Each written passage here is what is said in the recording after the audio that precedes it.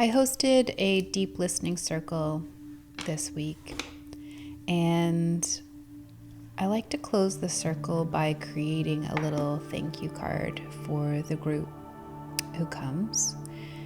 And I really create these thank you cards very similarly to the way that I create the Ask the Colors service that I offer, in that I connect in with creativity and with color energy and really just allow those two energies to express themselves through me.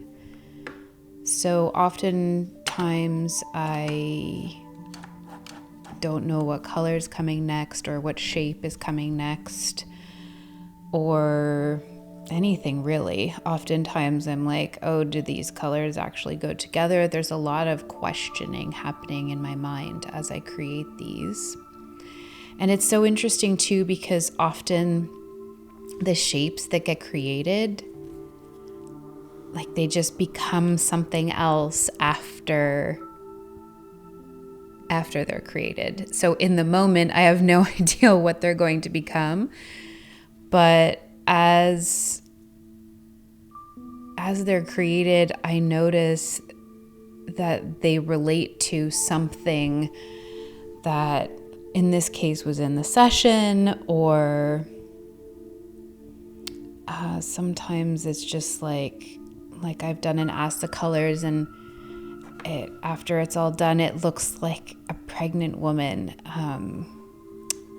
or I don't know. It's just really interesting how what starts as random shapes and colors and with no sort of end goal, with no vision of what the piece is going to look like, that it actually does turn into something anyway. It's not always the case. That doesn't always happen, but I did notice that happen while creating this piece. A lot of shapes showed up for me that related to the session, which is really interesting. And I also noticed, I think that this is a wonderful thing for anyone to do, actually, if something feels like it's hanging open. So for this session, I actually created this piece the day after the session, and the session didn't feel finished until this was done. And so I do think that there is something to be said about that. And it doesn't have to be scribbling necessarily. You could create anything. It could be a closing dance, as long as you have the intention to close the energy of something while you're creating a song or a dance or a scribble or a piece of poetry or a journal entry. It could be anything, but if you have that intention to close a session or close a discussion you had with someone, or anything that sort of feels like it's hanging open, I guess, I think it's a really amazing tool for that, to just create with abandon, to close a session or close something that feels like it's still sort of, your body's still sort of processing it. So I do create these at the end of every deep listening circle, and often take a picture and send it to the whole group, or sometimes I can send it in person as well. But most often it's a picture taken, sent to the group in an email, just thanking everyone for coming and having the courage to share and to create. If you don't know what a deep listening circle is, it's really an amazing and powerful session that I offer. You can come in person to Scribble Studio in Hamilton, and we can do it in person, or we can also do it as a video call online. But the basic premise of it is that we share. Every person in the circle gets a chance to share for a certain amount of time. So let's say it's like 5 minutes, or maybe it's 10 minutes. So you have 5 to 10 minutes to share. And then instead of offering advice or judgment or fixing, each member of the circle just listens while you talk. And then once your 5 to 10 minutes is finished, and so then that's your time sharing in the circle, everyone, including you, then creates as their body needs. So that could be creating in the form of scribbling, or it could be in the form of journaling or free writing, meaning free writing means just sort of stringing a bunch of words together. It doesn't necessarily mean anything, and it could just end up being a whole bunch of gibberish, which is the words that are coming to you in the moment going down onto the page. It could be free dance or free movement, which again means just moving whatever energy is coming up in your body through your body by moving your arms or your legs or jumping or whatever feels like what your body needs in each moment. Or maybe it's humming you need to do, you feel, or song or sounding, yelling or tweeting like a bird. It could be anything. There's lots of silly things that happen in these deep listening circles. And I say silly as a judgment, a label, and also as an invitation to express in ways that maybe you don't feel like you can in everyday life. And this becomes this creative expression, this wild creative expression becomes, in a way, a response to what that person has shared, because we are all connected, and oftentimes we're going through similar things as each other, or we've gone through similar things. And I believe that in kindness, we're often offering advice or trying to fix things. And that's beautiful and has its place. And also, it's beautiful to just listen to a person. And so if we're just listening to the person, we do need space to process what it is that we've been listening to, and to express what it is that we've been listening to, or not even what we've been listening to, but what our reaction to what it is that we've been listening to, because that's our thing. That's what we get to experience from the other person's experience. And so there's something so powerful about this process. I have this feeling that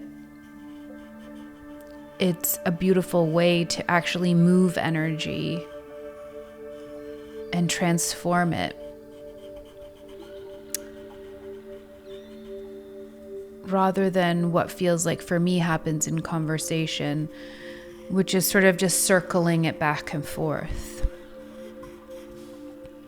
Anyway, if you are curious at all about how the deep listening circles work, I highly recommend going onto the website and just booking a session, giving it a go.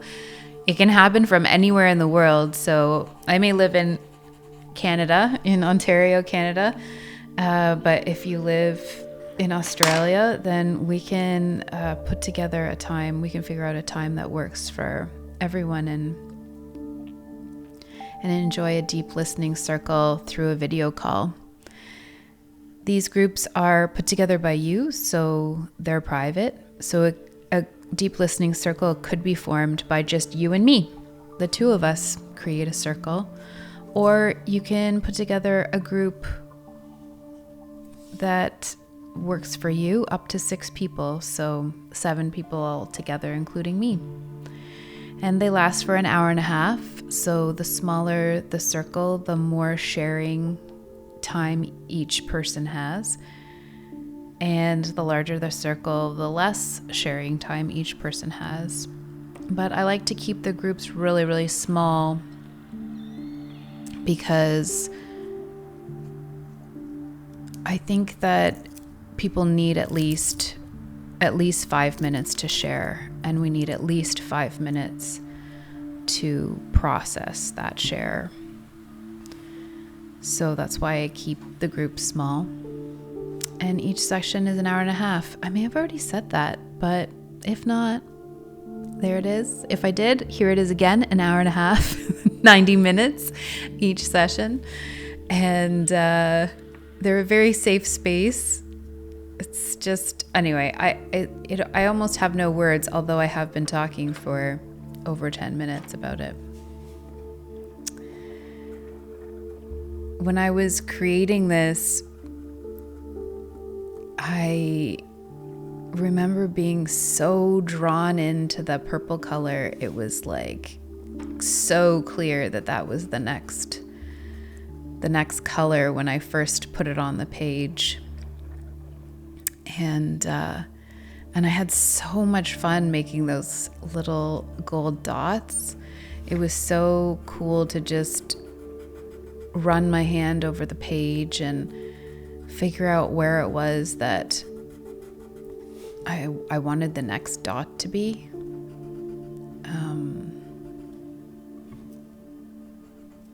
Yeah, that's a really, and then also paying attention to just how many dots wanted to show up. I never did actually count them. I think I'm just going to count them now. So there's 1 inside that purple egg. So 1, 2, 3, 4, 5, 6, 7, 8, 9, 10, 11, 12, 13, 14. I see 14. Yeah, so my brain says, does that have any meaning? Does 14 mean something? I don't actually know. I have no answer. I just have a question, and I'm good with that.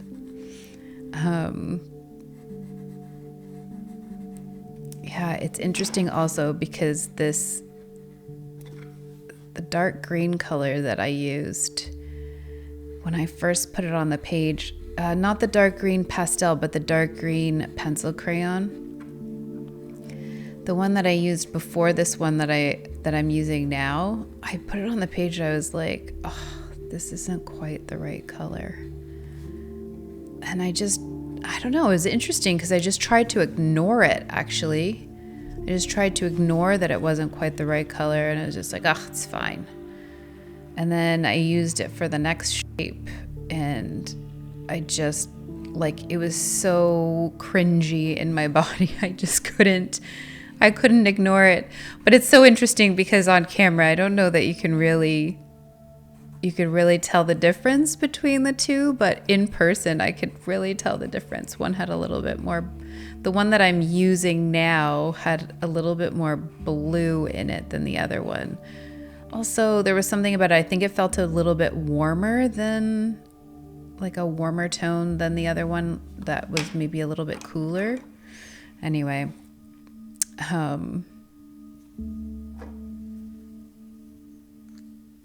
yeah.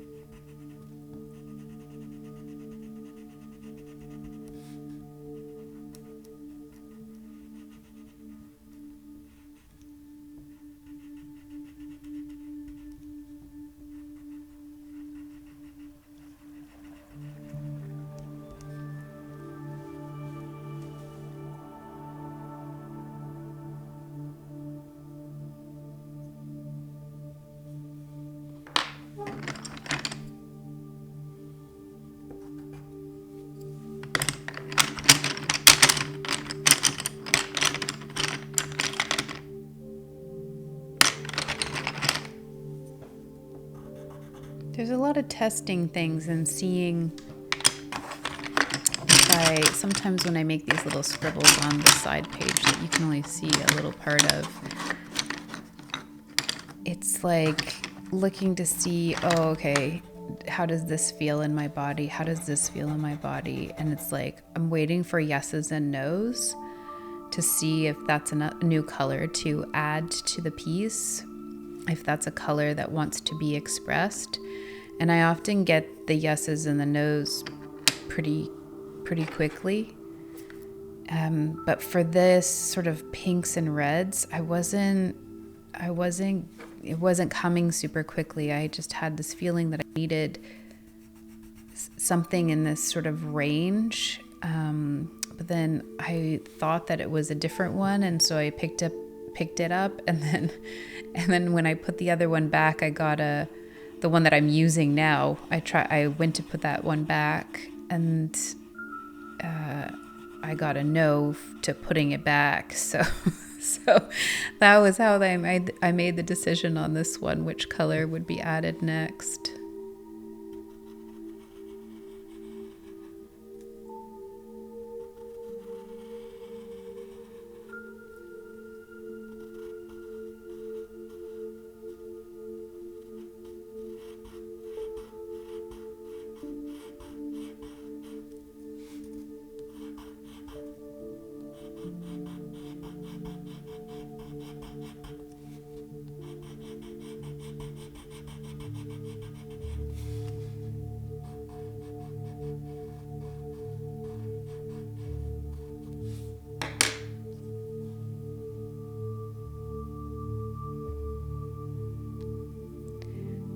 When I started this piece, I knew I needed to start with that luminous red circle in the middle. It came to my mind's eye. So that's one of the ways that I get my intuitive hits. It sits in that third eye position, if you know all your chakras, sort of the middle of the forehead. I just see it there. It feels different for me than the mind itself. It's in a different spot in my body, I guess, than if I was using my mind to think of something. So I interpret that as an intuitive guidance. And so that's what I started with. So that's one way I get the intuitive guidance. The other way that we've talked about is that I get yeses and nos. When I pick up pencils or different colors, just in my body, I just get yeses and nos. I'm curious how you might feel some of these intuitive hits, because I think some people hear it, for example, and some people maybe feel it in their body. I don't know, maybe some people smell it. I don't know that answer to that, but I'd be super curious to hear if you have a different way that you sort of go about feeling into intuitive guidance. And I just find the word intuitive sort of misleading, I guess, in a way, because there's a feeling, I guess, when you say intuitive, that it's happening inside you, but I feel like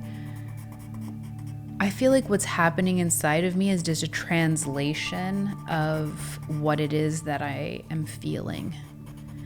So, or an energy I'm picking up on, I guess. And I think that that's available for everyone. It's not like something special that only a few can do. I think everyone has the ability to listen and feel into the present moment, and that is where all these energies live. And so if you're willing and open to believing that the energies are there, then your body has what it needs to translate what those energies need from you. And for me, this is true manifestation. I think that the word manifestation has become this like very wanting energy, as in like you can manifest your $1 million, or you can manifest the home you want, or you can manifest the yacht you want. It's all about wanting, and our desires, and I don't know, for me it gets onto like the overconsumption train. But as human beings, we are manifesting all the time. That is like our gift. We have this gift of being connected to the energetic world, the spiritual world, the cosmic world, whatever it is that you want it to call it, and the gift of being rooted to the ground and being able to bring those ideas or directions or whatever it is you'd like to call it from those unseen worlds, and we're able to make those things physical. And that is how I think of manifestation. And so for me, rather than thinking about all the things that I want, my intention is to manifest what it is that is needed from me, from those, to interpret and bring to the physical world that which the unseen energies or unseen world feels is appropriate at this time.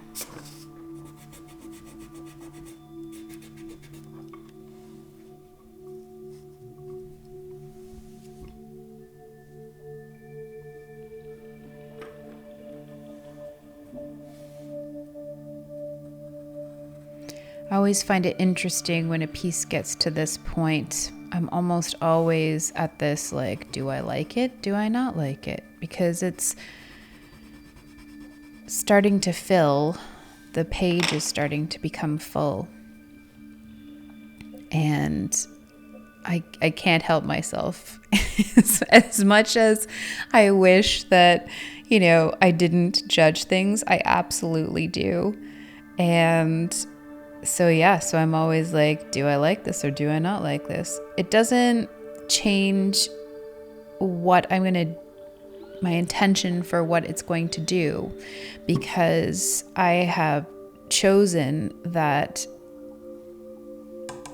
when it comes to creative expression, that likes and dislikes really don't matter. Because how can I have any idea what the purpose of this piece is? Maybe the purpose is to trigger someone. Maybe the purpose is to show someone their judgments. They don't like it, or they do like it, or it's too bright for them, or it's not bright enough. Art has the ability to do that, and creativity in any way has the ability to do that. It shows us beauty and pain. It shows us both.